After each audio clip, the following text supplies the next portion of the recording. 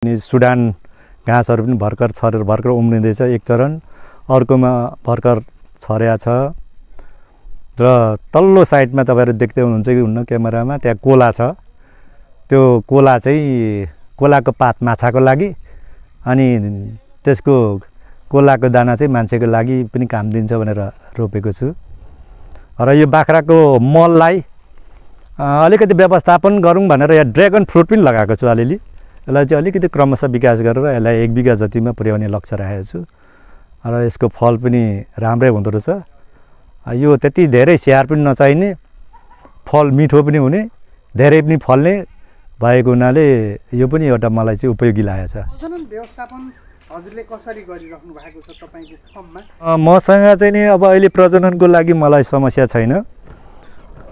मसँग 100% का बोकाहरू जम्मा 3 वटा उमेर पुगेका छन्। यो चाहिँ सिधा अस्ट्रेलियाबाट आएको एउटा बोको छ। त्यसपछि योबाट जन्मेको एउटा बोको छ। र अघि मैले भने त्यो पर्सनको पाठो, राम्रो पाठो छ मसँग।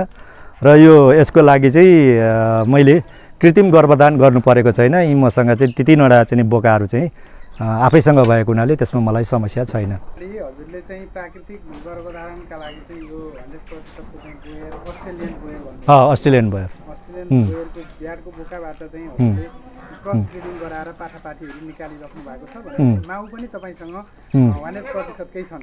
100% को बाख्राहरू माउ बाख्राहरू अहिले मसँग चाहिँ नि 20-25 वटा छन्। र अहिले पाठाहरू पनि अब यो 3-4 महिनामा बेच्नु हुने गरी चाहिँ नि तपाईको 25-30 वटा बाख्राहरू पाठाहरू चाहिँ नि बेच्नु हुने गरेका चाहिँ नि अवस्थाका छन् मसँग। पाठाहरू चाहिँ तपाईको प्राय गरेर चाहिँ 100% कै छन्। यो चाहिँ नि 100% नै छ। यसको चाहिँ नि आमा यही हो। र अब यहाँ अर्को छ चाहिँ तपाईको एउटा राम्रो पाठो छ तपाईको पुन्टे। यो चाहिँ तपाईको खुट्टा हेर्दै पनि थाहा हुन्छ। बाख्राको खुट्टा चाहिँ नि चट्ट हेर्दाखेरि यसको आमा यही हो। यो ठ्याक्कै चाहिँ नि तपाईको अस्ट्रेलियन बाबुबाट जन्मेको हो। यो लगभग चाहिँ पाठापाठी धेरै पाठापाठीहरू चाहिँ तपाईको फर्ममा देखिन्छन्। कति उमेरका भएर यी पाठापाठी के छ? तपाईले आफैले प्रजनन व्यवस्थापनको लागि चाहिँ आफैले राख्ने या चाहिँ स्रोत केन्द्र भन्दै हुनुहुन्थ्यो हजुरले, यो बिक्रीको लागि तपाईले उत्पादन गर्दै हुनुहुन्छ कि बिक्री गर्दा के छ? यसको बजार व्यवस्थापनको विषयमा कसरी चाहिँ सोच बनाउनु भएको छ? अब बाख्रा पाल्ने भनेको चाहिँ बजारकै लागि हो। अब सबै आफै राख्नु त पोसाएन, पोसाउँदैन पनि। तर अब यसलाई चाहिँ नि तपाईको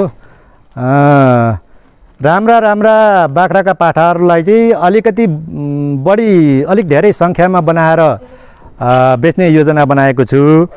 र तपाईको 80% 70% का बाख्राका पाठाहरूलाई चाहिँ नि अहिले तत्कालै तिनीहरूलाई बिक्री वितरणमा राख्ने, र पाठोहरू चाहिँ 100% का पाठाहरूलाई चाहिँ बिक्री वितरणमा राख्ने, र पाठीहरू चाहिँ केही समयलाई चाहिँ ब्रिडिङको लागि चाहिँ नि तयारी राख्नुको लागि पाठीहरूलाई चाहिँ अहिले 100% का पाठीहरूलाई चाहिँ म बिक्री वितरण गर्दिनँ। अरू पाठोहरूलाई चाहिँ गर्छु, किनभने बोका चाहिँ मसँग छन्, 3 वटा बोकाहरू छन्। त्यसैले मलाई प्रजननमा समस्या हुँदैन। र 100% का पाठाहरू यसपालि लगभग 10-12 टा होलान् मसँग। र पाठीहरू